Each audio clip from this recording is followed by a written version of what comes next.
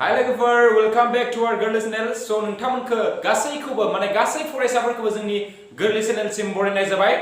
सो नोंथांमोना जोंनि बे भिडिअ होनायफोरखौ माने गोरलै चैनेलाव भिडिअ होनायफोरखौ नोंथांमोना जुदि मोजां मोनदोंब्ला जोंहा हाजासे माने सापर्ट खालाम आरो नोंथांमोना जुदि चैनेलाव गोदानबा नोंथांमोना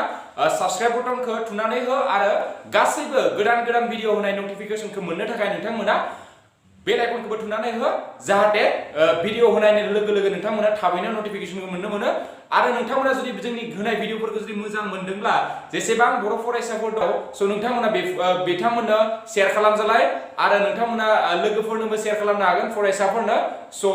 दा जों नै भिडिअनि गेजेरजों जों मा सोलोंनो हागोन जों बेखौ जोङो भिडिअखौ गोबाव खालामालासिनो लोगोफोर स्टार्ट खालामदिनोसै हेलो लोगोफोर फिन नोंथांमोनखौ जों लोगो मोनफिनलायबाय बे फर लेसननि पार्टआव सो दिनै नै पार्टआव जों सोलोंगोन 4.3 नि 10 निफ्राय सो जों गोबाव खालामालासिनो लोगोफोर स्टार्ट खालामदिनोसै सो नोंथांमोनखौ आं खावलायनो सानो नोंथांमोना बे प्रिभियास क्लासनि भिडिअफोरखौ नायाखैब्ला प्लेलिस्टआव नायनो हागोन सो दा दङ जोंनिया 4.3 नि हा लोगोफोरनि बे 4.3 नि 10 नाम्बारा दङ जे गंसे एक्सप्रेस ट्रेना माइसुर आरो बेंगलरनि गेजेराव 132 किल'मिटारखौ बारलांनो गंसे पेसेन्जार ट्रेननिख्रुइ 1 घन्टा खमसिन लायो सो माने गंसे एक्सप्रेस ट्रेना माइसुर आरो बेंगलर माने मोननै जायगा आरोना माइसुर आरो बेंगलरनि गेजेराव जुदि जोङो बेसेबां किल'मिटार दङ होनदों 132 किल'मिटार आरो बेखौ जोङो बारलांनो कारणे बै एक्सप्रेस ट्रेना माने पेसेन्जार ट्रेननिख्रुइ 1 घन्टा खम लायो होनदों आरोना जों मिथियाखौ एक्सप्रेस ट्रेना जेरो मेरो लाखिया सो बिनिया जुदि जेरो मेरो लाखियाब्ला जोङो बियो अबियसलि एसे थाबनो मोनहैगोन पेसेन्जारनिख्रुइ सो जों मिथियाखौ पेसेन्जारा जेरो मेरो लाखियो माने फिसा उन्दै स्टेशनफोरावबो माने जंसन नङिफोरावबो लाखिलाबायो सो जोंनिया पेसेन्जारफोराव थाङोब्ला जों एसे लेट जायो सो बिनिखायनो होनदों दा होननाय दंखायो आरोना सो एक्सप्रेस ट्रेना माने एक्सप्रेस ट्रेननिख्रुइ पेसेन्जार ट्रेना माने 1 घन्टा बारा लायो आरोना सो दा जोंखौ ओरैबायदि दिहुननो जुदि एक्सप्रेस ट्रेननि गड़ खरथिया पेसेन्जार ट्रेननिख्रुइ 11 बांसिन जायो माने दा होनदों मा जुदि एक्सप्रेस ट्रेननि खरथिया पेसेन्जार ट्रेननिख्रुइ जुदि 11 किल'मिटार पर आवर बांसिन जुदि जायो दा गंनैबो ट्रेननि गड़ खरथिखौ दिहुननो होदों दा गंनैबो ट्रेननि गड़ खरथिखौ दिहुननो होदों आरोना सो दा बेवहाय जोङो खरथिनि फर्मुलाखौ रोंनांगोन आगोल बायदिनो सो जों खरथि इक्वल टु मा मिथिगौ लोगोफोर खरथि इक्वल टु जानथाय बाय सम सो दानिया बानायदोंसै जों लोगोफोर हमना लानोसै लेट माने माबा ट्रेननिखौ बाय आरोना जोङो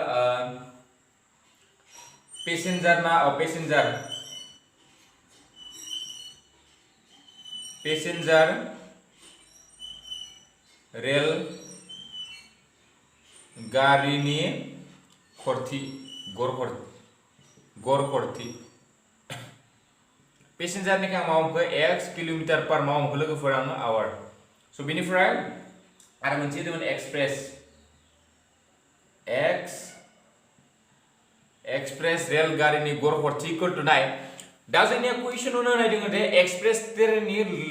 रेल गारिनि गड़ खरथिया मा जायो होनदों 11 किल'मिटार बांसिन जायो लोगोफोर माबानि साय पेसेन्जारनि साय सो होमबा मा जागोन दा बिनिया x जायोबा बिनिया मा जागोन लोगोफोर x प्लस सो कलम चेन्ज खालामसै आं सो मा जागोन लोगोफोर बिनिया x प्लस मा 11 सो माने x प्लस 11 जाखो मानोना जोंनिया कुइसनाव होनाय दङ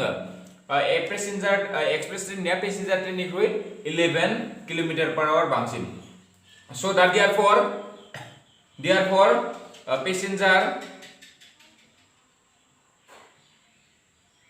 पेसेन्जार गारिया बा पेसेन्जार रेलगारिया 132 किल'मिटार बारलांनायाव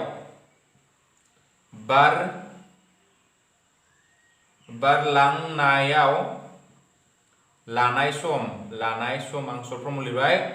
लानाय सम इक्वल टु मा जागोन लोगोफोर नाय जों मिथियाखौ समखौ जों माबायदि लिरनो हायो नै फर्मुलानिफ्राय जों समनि फर्मुलाया मा जागोन सम इक्वल टु मा जागोन जानथाय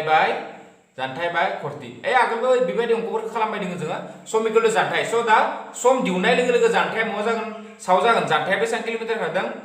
132 आरो खरथिया मा दङ बे पेसेन्जारनि कारणे खरथिया जाबाय x थिग बिदिनो therefore एक्सप्रेस इबार मानिखौ लानोसै लोगोफोर इबार लानोसै आङो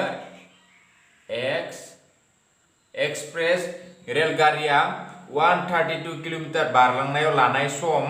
इक्वल टू एक्सप्रेस ने मा जागोन लोगोफोर 132 आथ किलोमीटर डिस्टेंस आरो बेनि खरथाया मा सिङाव खरथाया मा जागोन निया x + 11 बुजिनो सिम्पल लोगोफोर दा नाय according to question आ डाइरेक्ट माबा महरै लिरना होनसै लोगोफोर according to question बायदि जोंना according to question मा होनो जे बेवहाय होनाय दङ जोंनिया माने नै एक्सप्रेस ट्रेन जों जुदि नों थाङोब्ला पैसेंजर ट्रेन नि कुइनिना बेसां सम खम बेसां टाइम खम लागोन लोगोफोर 1 आवर सो मा जागोन नाय एक्सप्रेस ट्रेन निया लोगोफोर लानायनि टाइमा बेसां 132/x + 11 आरो बिनिया बेसां पैसेंजर निया 13/x ना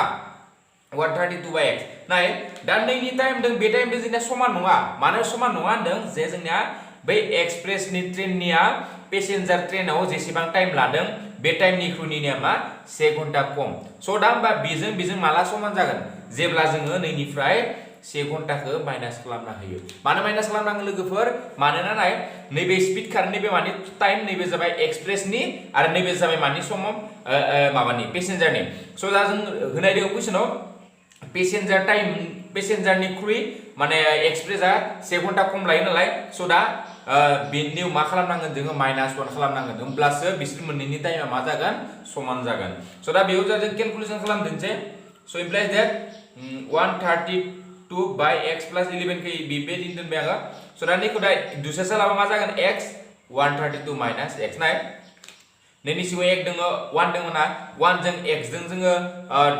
दुसरा लाबा x आनो जाबाय x निफ्राय x रानबा से जों 132 सानजाबा 132 मोनबाय सो माइनास मोनबाय थिक बिदिनो 1 जों x खौ जुदि रानोब्ला मा मोनगोन जोङो 1 जों x खौ रानोबा x मोनगोन बे x जों बे सानि x 1 जों सानजाबा जों मा मोनगोन x मोनबाय सो दा बेखिना खोमोदोंसै लोगोफोरनि नांथ'ला जोंनो बेखौबो नांला बुजिदोंब्ला बुजिदों होनना लिरना हरबानो जाबाय सो दा बेनि उनाव नैनि उनाव खालामलायनोसै दा नै जों बेखौ सानजाबनोसै बेजों बेखौ सानजाबनोसै सो इदि सानजाबा मा जागोन 132x इक्वल टू दा बेजों दा खेबसे ओरैनो लाइन से बारायना होनसै मा जागोन 132 - x फजबाय आरो ना बेजों सानजाबाय गोजौनिदो गोजौ नैथिंनि सिंनिदो बेथिं गोजौदो बेखौ मा होनो जों इंलिसै क्रस माल्टिप्लिकेशन होनना बुङो लोगोफोर बेखौ सो दा इमप्लाइज दैट 132x इक्वल टू दा x जों नै x जों बिखिना खेबसे सानजाबदो 132 - x बिनिफ्राय प्लस नै 11 जों आरो खेबसे सानजाबदो बिदि 132 - x खेबसे आं गोलाव खालामबाय नोंथांमोना डाइरेक्ट खेबसेनो सानजाबखानो हायो गोसोबा दा 132 जों x सानजाबा 132x - x जों x स्क्वायर बारा प्लस 11 जों 132 सानजाबनांगौ दा 132 सो दा 2 5 4 1 सो मा जाखो 1 4 5 2 - 11x सो दा 132x जोंना मा जाखो लोगोफोर कैंसिल जाबाय सो दा बाकिफोरखौ जेसे जि दङ जों गासैखौबो मोननैथिं लाना फैदो सो बिथिं लाबा मा जागोन माइनासआ प्लास जाबायगोन x स्क्वायर बाराय प्लस 11x जागोन सो ओमफ्राय -1452 इक्वल टू 0 जाबाय सो बेवहाय हियर मा जागोन हियर a इक्वल टू मा जागोन 1 b equal to 11 c equal to -1452 so बेखिनाखौथ' जों मिन्थिखानाय जाबाय माबायदि a b c नि मानखौ दिहुनो मानोना जोंनिया a square plus bx plus c equal to 0 compare खालामबानाय ax स्क्वायर सो नैबे ax स्क्वायर सो x स्क्वायर नि सिगाङाव मा दङ जेबो गैया माने a मा 1 x नि सिगाङाव मा दङ 11 होबाय c नि जायगायाव मा दङ -1552 सो दा जोङो दा नैखौ मुवाफोरखौ जोङो मानखौ दा बै सान जौ मा होनो इखो बे माबा फर्मुला दे जोङो जोंनिया जौगानाय माबानि सो बे फर्मुला जों फजनसै x इक्वल जोंनि फर्मुला मामोन x equal to -b plus minus √b square minus 4ac/2a so equal to दा b नि माना बेसां b नि माना 11 सो -11 प्लस माइनस मा जागोन √b स्क्वायर नि माना मा जागोन जोंनिया b स्क्वायर नि माना 11 स्क्वायर जागोन 11 स्क्वायर माइनस 4 into a नि माना 1 इनिफ्राय c नि माना मा -1452 सो दा सिङाव मा जागोन 2 into c माने 2 into a नालाय a नि माना c दङ सो दा सिम्पल इक्वल टू नै जाबाय इनिफ्राय -11 प्लस माइनस √बार मा जागोन 11 121 जों मिथिखागौ 1111 सो मा जायो 11 सानजाबा 121 माइनस मा जागोन प्लस दा 145 दा बेखौ सानजाबायनोसै जोङो मा सानजानांगौ 1452 जों बेसे सानजानांगौ 4 दा सानजाबा मा जागोन 4 8 20 नि थांबाय 4 4 16 17 18 1 थांबाय 5 सो मा जागोन जोंहा 5808 5808 जाबाय so equal to 2 minus 11 plus minus so दा बिक्सन मोननैखौ दाजाबा मा जागोन 1 to 1 दाजाबना होबा 9 to 9 5 सो मा जागोन 5929 सो दा बेवहाय जोङो बेखौ दा सिम्पली बेखिनिखौ खोमना हानाय जाबाय ना लोगोफोरा निना खोमना लायनोसै आङो नोंथांमोना पस्ट खालामना लानो नायबाय जाबाय सो दा बेखौ जों बर' खालामनो जुदि गोसोबा हाय लोगोफोर सो दा बेखौ जों बर' खालामगोन माबायदि नैखौ जों जा बर' खालामबा 77 मोनगोन आं बेखौ खालामखाना नायखादों सिगांनो सो दा जों बुजायबाय थालासो नोंथांमोनखौ आरो नोंथांमोनखौ आं बुंखादों जे नैबायदि जुदि बर' 77 माबायदि जायो बेखौ जुदि नोंथांमोना दिहुननो हायाबा कमेन्ट बक्सआव लिरना हो आं सिम्पली मेथडजों मालाबा सम मोनोबा जों जेसेबां जत जिमान जोंहा बेसिक फर्मुला दं बेफोरखौ जों डिसकासन खालामो कमेन्ट बक्सआव नोंथांमोना जुदि लिरना हरोब्ला सो 7 जाबाय 49 4 थांबाय 49 जों 4 मा जागोन 53 थिक बिदिनो नैबे 9 3 5 जागोन सो दा नैबे 9 नैबे 2 ओमफ्राय 5 6 7 8 9 5 सो मा जागोन दा 592 नि जाबा जों मा लिरनाय लोगोफोर -11 plus minus 77 whole square by 2 so equal to -11 plus minus 77 by मा मोनखो जोङो 2 मोनबाय सो दा x नि माना मोननै मोनबाय लोगोफोर सो देयरफोर मा सो देयरफोर मोननैखौ लानोसै आङो खेबसे माइनस खेबसे प्लस खौ लानोसै आङो 77 बाय 2 आरो खेबसे इबार प्लस खौ लाबायना इबार माइनस नि प्लस माइनस दङ नालाय -77 बाय 2 सो इक्वल टू नै जों बिदि थांबाबो जों मा जागोन 1 निफ्राय 7 थांबा 6 1 निफ्राय 7 थांबा 6 66 बाय 2 दा बिसोर मोननैखौ दाजाबा जोंना मा जागोन -88 बाय 2 88 बाय 2 सो दा बेवहाय नाय जोंनिया नैखौ दा 66 खौ नैजों रानबा बेसेबां मोनगोन जों 33 आरो -88 खौ नैजों रानबा बेसेबां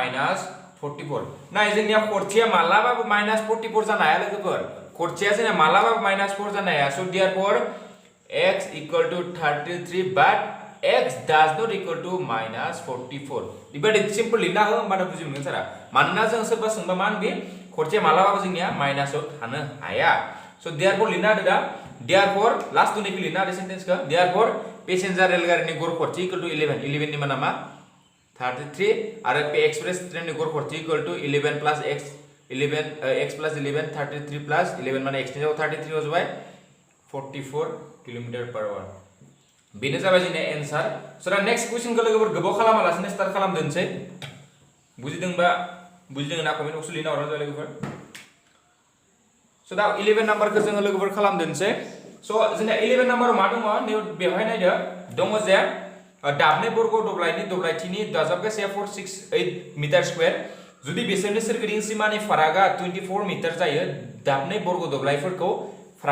आखान्थिफोरखौ दिहुन जों मिथियागौ बर्ग दब्लायनि गासैबो आखान्थिफोरा मा जायो जोंनिया समान जायो सो दा मोननै दब्लाय दङ आरो बेनि फारागथि दिहुननो होनाय लोगो जोंनिया मोनसे जागोन मोनसेया दुइसिन जागोन बर्गआ आरो मोनसेया मा जागोन गेदेर जागोन हमना ला नैबायदि आरोना दा मोननै नैबायदि नैबे मोनसे बर्ग हमना ला ओमफ्राय आरो नैबे मोनसे बर्ग गिदिर सो दा बिसोरनि नै आखान्थिनि मानखौ दिहुननो होदो सो दा कन्डिसन नायदों आरोना सो हमना लाग्रोनोसै आङो 11 नाम्बार हा लोगोफोरनि बे लास्ट नैसो माबानि 4.3 नि 4.3 आव लोगोफोर हमना लाबाय लेट मा हमगोन आङो दुइसिन माने उन्दै आरोना दुइसिन बर्गनि आखान्थिनि जखा इक्वल टू x मिटार माने नैनिखौ मा हमखो x नै मोनसे x जाबा माने गासै मा जागोन जोंना x जों मिथियाव गासैबो समान सो देरसिन जानायाव जोंना मा होगोन बाट बेवहाय मा होदों नाय जुदि जोंनि दुइसिन बर्गनि आखान्थिया जुदि आखान्थिनि जखाया जुदि x जायोबा सो देयरफोर दुइसिन बर्गनि सोरगिदिं सीमा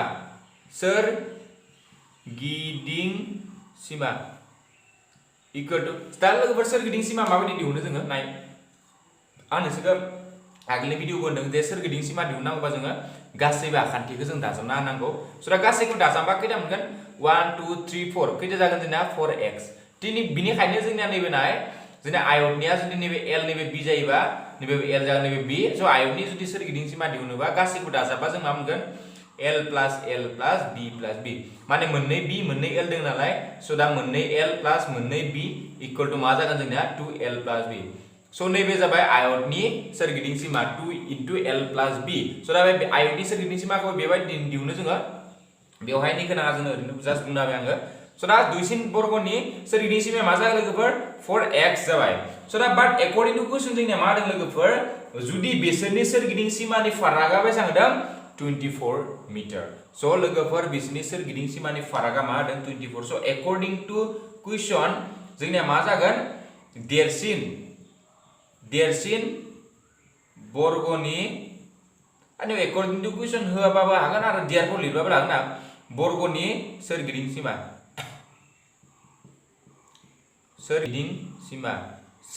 इक्वल टू मा जागोन जोंनिया सोरगिदिं सीमाया 4x plus 24 मीटर बुजिना लोगोफोर नैबे सोरगिदिं सीमाया मा जागोन दुइसिननिया x जाबा सोरगिदिं सीमाया 4x जाखागोन बेथ' एकदम माबाखा बे जास्ट जोङो बेनिफ्राय लिरखानाय जाय बाट नैबे जोंना क्वेश्चननिफ्राय लिरदों लोगोफोरनिखौ मानोना देरसिन बर्गनि सोरगिदिं सीमाया 4x plus 24 मानो जागोन लोगोफोर माने देरसिन बर्गनि सोरगिदिं सीमा आरो दुइसिन बर्गनि सोरगिदिं सीमानि फारागथिया जोंनिया मा होदों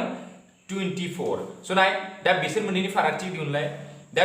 देरसिननिया मा 4x plus 24 ओमफ्राय फारागथि दिहुननांगौ माइनास दुइसिननिया मा सोरगिदिं सीमाया 4x दा 4x plus 24 minus 4x दा माइनास 4x कैंसिल जागोन 24 तो फारागथिया 24 जाबाय ना सो होमबा देरसिननिया मा जागोन लोगोफोर देरसिननिया नैबे जागोन दुइसिननिया बे जागोन बुजिनो लोगोफोर देरसिननिया मानो बिदि मोनखो नै आं जास्ट प्रुफ खालामखाना होबाय जे फारागथिया जोंना 24 जों नालाय सो बिदि होबासो जोंनिया फारागथि दिहुनबा जों बेसां मोनो 24 सो दा बेनिखायनो दा बिदि जाबाय सो बिनि उनावहाय जोङो मा खालामगोन दा नाय सोरगिदिं दा जोङो देरसिन बर्गनि सोरगिदिं सीमा मोनोबा सो देयरफॉर देरसिन बर्गनि आखान्थिनि जखा equal to 4x plus 24 by 4 नाय बेखौ नाय नैनि जुदि देरसिन बर्गनि सोरगिदिं सीमाया जुदि 4x plus 24 जायोब्ला जोङो देरसिन बर्गनि आखान्थिनि जखा equal to 4x plus 24 by 4 माने लिरगोन लोगोफोर नाय जोंनिया सोरगिदिं सीमाया माने नैबे आरोना 4x plus 24 सोरगिदिं सीमासना जोंनिया गासैबो नैबे नै नङा गासैनिबो लोगो नांनानै जोंनिया मा होनदों आखान्थिनि नै गिदिरनिया 4x plus 24 सो दा मोनसे आखान्थिखौ दिहुननांगौबा खैथा दङ मोनसे मोननै मोनथाम मोनब्रै अबियसलि जोङो गासैखौबो मोनब्रैजों जुदि रानना होयो जोङो मोनसे आखान्थिनिखौ मोनगोन सो बेनिखायनो आं 4 जों मा खालामखो जोङो रानना होनाय जाबाय सो दा 4 जों रानोबा मा मोनगोन दा बे गोजौनिफ्राय 4 कमन लाबा मा जागोन 4 प्लस नैबे जागोन नैबायदि सो 4 कैंसिल जों मा मोनखो लोगोफोर x plus 6 बुजिना नै 4 खौ आं कमन लादों कमन लाबा मा मोनगोन नै 4 खौ कमन लाबा नै x थाबाय नै प्लस 24 निफ्राय 4 लाबा जों मा थागोन नैयाव 6 मानोना 4 6 जा 24 सो दा देरसिन बर्गनि आखान्थिनि जखाया मा मोनखो लोगोफोर नैबे मोनबाय x plus 6 सो दा जोङो बेवहाय जास्ट सिम्पल जोङो मोनसे माबा होनाय दंमोन बेवहाय मा होनदों क्वेश्चन एकॉर्डिंग टू क्वेश्चन नायदोंमोन आरोना सो देयरफॉर नैखिना जाबायना लोगोफोर नैना x plus 6 नैना मा मोनखो नैनिखौ हमबाय जों x सो दा नैखौ खोमोरदोंना हानो जाबायना खोमोरदोंसै लोगोफोर दा नाय बिनि उनाव सोंलु बादियै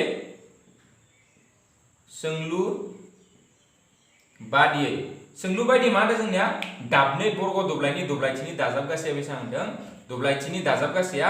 4 6 8 मीटर स्क्वायर दा जों दब्लायथि दिहुननाय फर्मुलाया मा लोगोफोर बर्गनि दब्लायथि दिहुननाय फर्मुलाया जाबाय a स्क्वायर माने जुदि a माने जोंनिया जाबाय मोनसे आखान्थिनि मान सो दा दब्लायथिफोरनि दाजाबगासेखौ बर्गनि बर्ग मा होनदों इउ दिहुननो होदों दाबनै बर्ग दब्लायनि दब्लायथिनि सो दा दब्लायथिया मा जागोन बेनि कारणे x plus 6 whole square plus x square equal to जाहैदों 4 6 8 सो बुजिना लोगोफोर नैबे माने जोंनिया a स्क्वायर खालामबा मा जागोन नैनि बर्गनि माबाया दब्लायथिया नैबे जागोन आरो नैनि दब्लायथिया x स्क्वायर बुजिना लोगो नैबे उन्दै गेदेर बर्गनि दब्लायथि नैबे उन्दै बर्गनि दब्लायथि आरो बिसोर मोननै दब्लायथिनि बर्गखौ जों दिहुनोबा 4 प्लास खालामबा 468 मोनो होनना बुंखानाय दं आरो बेनि बर्गनि दब्लायथि दिहुननाय फर्मुलाया जाबाय आखान्थि स्क्वायर सो दा नैखौ दा जों नैखौ नै फर्मुलाखौ सोबायदो a plus b whole square equal to a square plus 2ab plus b square नै formula सेबायदो निखौ a plus b whole square खौ सेबाय मा जागोन a square plus 2 dot x dot 6 plus 6 square plus x square equal to 468 so implies that x square मा जागोन 2x square plus 24x plus 36 जागोन नै गुइथिला बा minus 468 equal to 0 जाबाय so implies that 2x square plus 24x बेनिफ्राय बेखौ दानख'दो 468 निफ्राय 36 थांबाय सानदाय 2 बा 3 बेसे जागोन minus 432 equal to 0 दा नाय बेवहाय जोङो 2 जों गासैखौबो रानना होदो बै 2 जों गासैखौबो रानना होबा मा जागोन जोङो निउ थाबाय x square नै थाबा 12x जागोन नै रानबा मा जागोन 2 2 जा 4 2 1 जा 6 मा जागोन दा बेखौ रानबा जोङो 2 1 6 द जा जोंनि इक्वेशना मा मोनखो x square plus नै मा जाखो जोंना 12x बिनिफ्राय minus 2 1 6 so लोगोफोरनिया मोनसे आरोबाव मोनसे आं मिस्टेक खालामफ्लांबाय बेयाव 2 जों 6 जों दाजा सानजाबा जों बा मोनो नैबे 12 सो मोनो लोगोफोर so बेनि कारणे मा बान जाबाय so दा 12 खौ 2 जों रानबा नैबे मा जागोन 6 दा मोनबाय x square plus 6x minus 216 so therefore a equal to 1 b equal to 6 and c equal to minus 216 so बेखिनिखौ मोनबाय दा सिम्पल जोङो बै जौगानाय मावसुलिनि फर्मुलायाव जोङो फजना बाननो जाबाय बुझा लोगोफोर सेम आरो ना आगोलनि बायदिनो but therefore x equal to जों मिथिगौ minus b plus minus root over b square minus 4ac by 2a so equal to 2a 2 नि माना 2 by a नि माना 1 होबाय आङो so b नि माना 6 plus minus b नि माना b square जाबाय माने 6 square minus 4 into a नि माना 1 c नि माना minus 216 so equal to minus 6 plus minus new 6 6 जा 36 जागोन सिङाव जागोन 2 minus minus plus जागोन so दा 4 जों 216 जों 4 जों सानजाबा मा जागोन 4 6 जा 24 6 8 मा जाखो 864 बेसां मोनखो लोगोफोर 864 मोनबाय so दा equal to minus 6 plus minus दा बिसोर मोननैखौ दाजाबा मा जागोन जोंना लोगोफोर 900 by 2 so equal to minus 6 plus minus 2 दा 900 खौ जोङो जुदि बर्ग खालामनो हायोबा खालामदो आरो खालामनो हायाबा खालामा दा 900 खौ जों बर्ग खालामनांगौ मिथिगौ सिम्पल दा निमिथ इजि का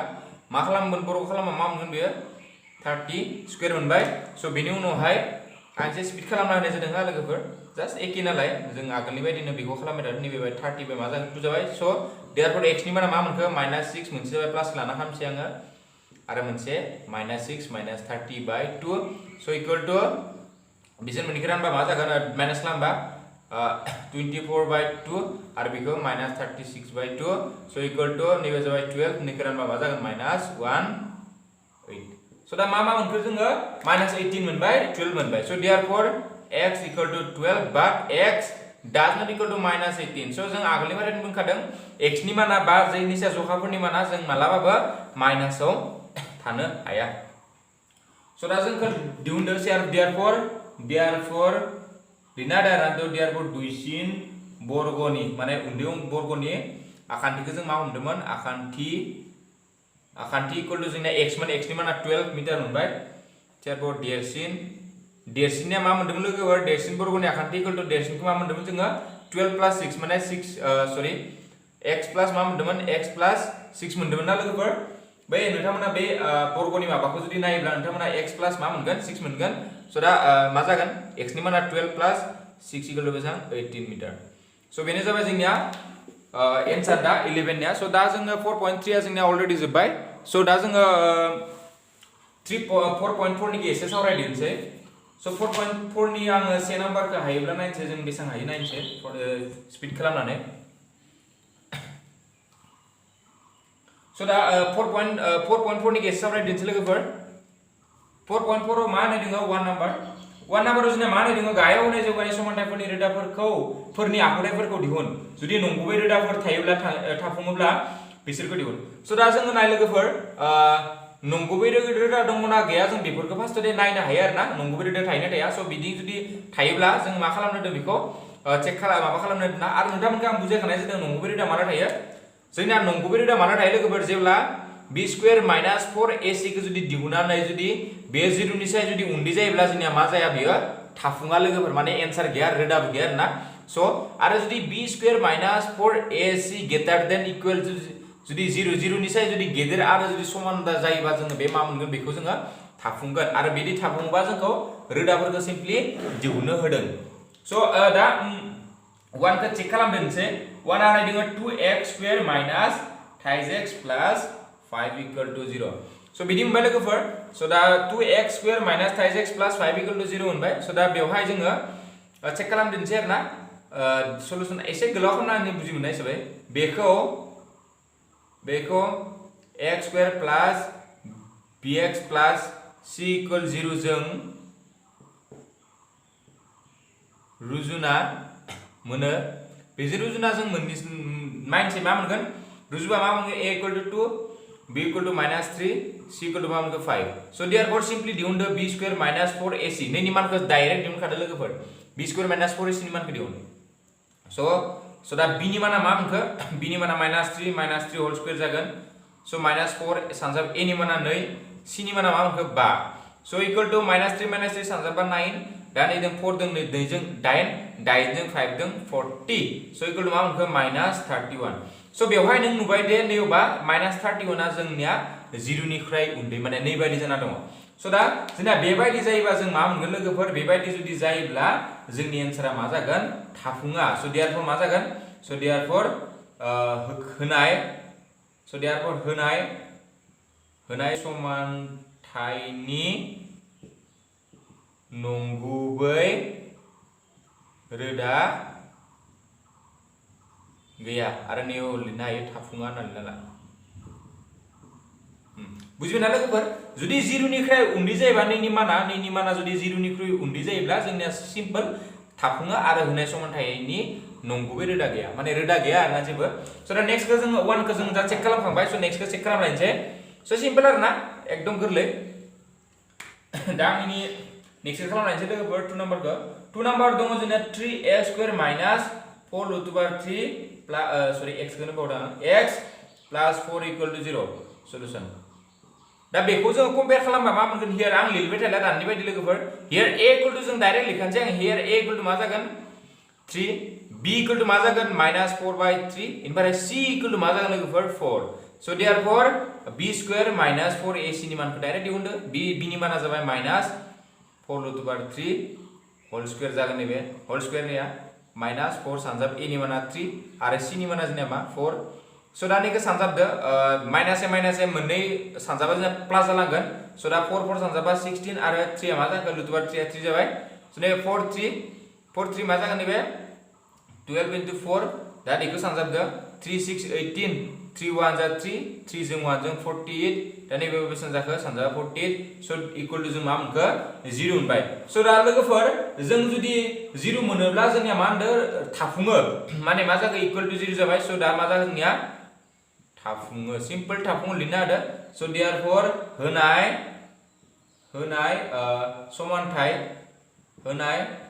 समानथायनि मोननै समान नंगुबै रोदा थागोन आं नोंथांनो मोनसे निउ होना हिन्सना दोनसै जुदि जोंनि माना जुदि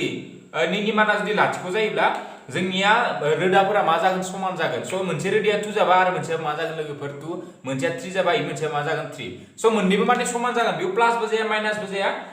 मा जागोन मोननैबो रोदाया मा जागोन लोगोफोर समान जागोन स' जुदि समान माला जागोन रोदाफोरा समान माला जागोन जेब्ला जोंनिया b² माइनास 4ac नि माना जोंनिया मा मोनगोन लोगोफोर लाथिख' मोनगोन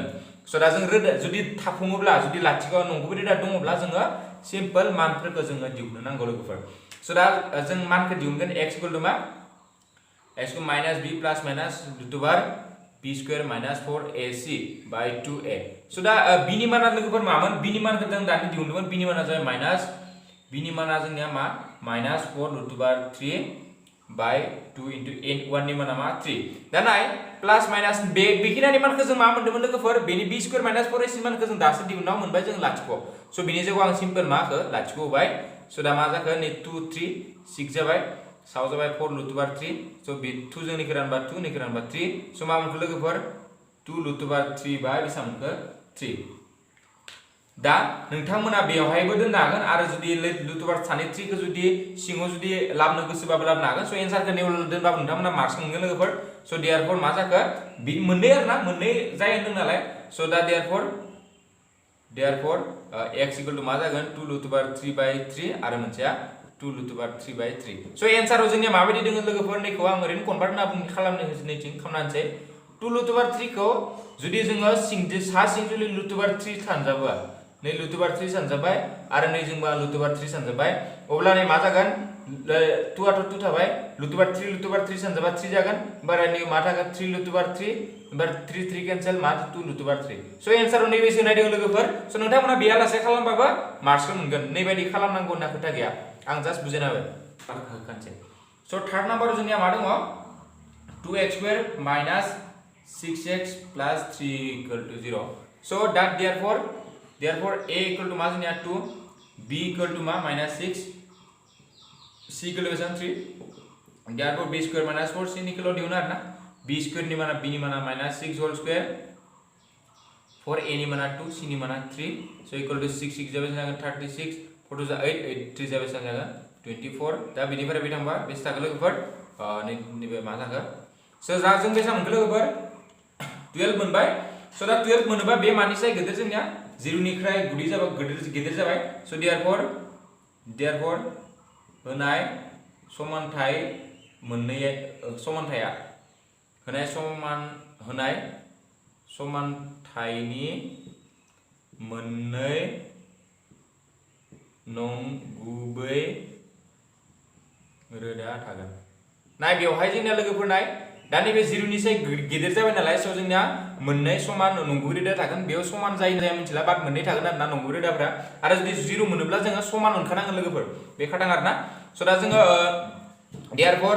therefore जों दा दिहुनसै x equal to minus b plus minus root over b square minus 4ac by 2a so' equal to minus b नि माना b नि माना बेसेबां लोगोफोर b नि माना माइनास 6 स' माइनास 6 आरो नैखिनानि मानखौ जों मा मोनदोंमोन 12 मोनदोंमोन बेयाव मा जागोन जोंनिया 12 जागोन नै सानजाब a नि माना 2 स' दा 4 निउ जाबाय 6 प्लस माइनास निउ मा जाखो 12। स' दा सिम्पली बेखौ नोंथांमोना जुदि लिरनो गोसोबा बेबायदियावबो गारबोनो हागोन आरो गोसो गैयाबा मोननै पार्टआव खालामनो हाबानो जाबाय। स' दा x इक्वल टु मोनसे जागोन 6 प्लस रुट ओभार 12 बाय 4 आरो 6 माइनास रुट ओभार 12 बाय 4। स' दा बेखौनो नोंथांमोना सेफायनो गोसोबाबो सेफायनो हागोन आरो सेफायनो जुदि गोसो गैयाब्ला लोगोफोर बेखिनिखौ दोनना फैबाबो नोंथांमोना मार्क्सखौ मोनगोन। स' नोंथांमोनखौ आं खावलायो बेखौ नोंथांमोना गावबा गाव सेफायनो जुजि आरो हायाब्ला कमेन्ट बक्सआव लिरना हरबानो जाबाय। स' आरो नोंथांमोना बेयालासे लिरना फैबाबो मार्क्सखौ मोनगोन आं मार्कखौ मोना होनना बुङाखै थेवब्लाबो नोंथांमोना बेखिनिखौ सेफायनो जुजिबानो जाबाय। स' दा जों बे भिडिअनि गेजेरजों बेखौनो सावरायबाय। स' दा जोङो बेवहाय जोंना 4.4 निया 2 आरो 3 4 5 थाबावबाय एसे बेखौ जोङो एक्सट्रा आरो मोनसे आलादा भिडिअ लानानै फैगासिनो बेनि सायाव। स' दा बे भिडिअनि गेजेरजों जोङो बेखिनिखौनो सावरायना नोंथांमोननिफ्राय बिदाय लानाय जाबाय। स' गोजोन्थों लोगोफोर। स' नोंथांमोना नुनो मोनबाय दे नै भिडिअआ जोंनिया माबोरै जाखो। स' नोंथांमोना जुदि भिडिअखौ जुदि मोजां मोनदोंब्ला बा सोलोंनाय बायदि मोनदोंब्ला नोंथांमोना प्लिज जोंनो अननानै नोंथांमोना लाइक बटनखौ थुनानै हो आरो मायबाफोर सोंनो दङब्ला नोंथांमोना कमेन्ट बक्सआव सोंनो हागोन। सिम्पलि जों नोंथांमोननि एन्सारखौ सानफ्रोमबो थाबैनो होनो गारनो जों सानफ्रोमबो रेडिखा। नोंथांमोना बेबायदिनो जोंनो सोंहरबाय थानो हागोन आरो नोंथाङा जुदि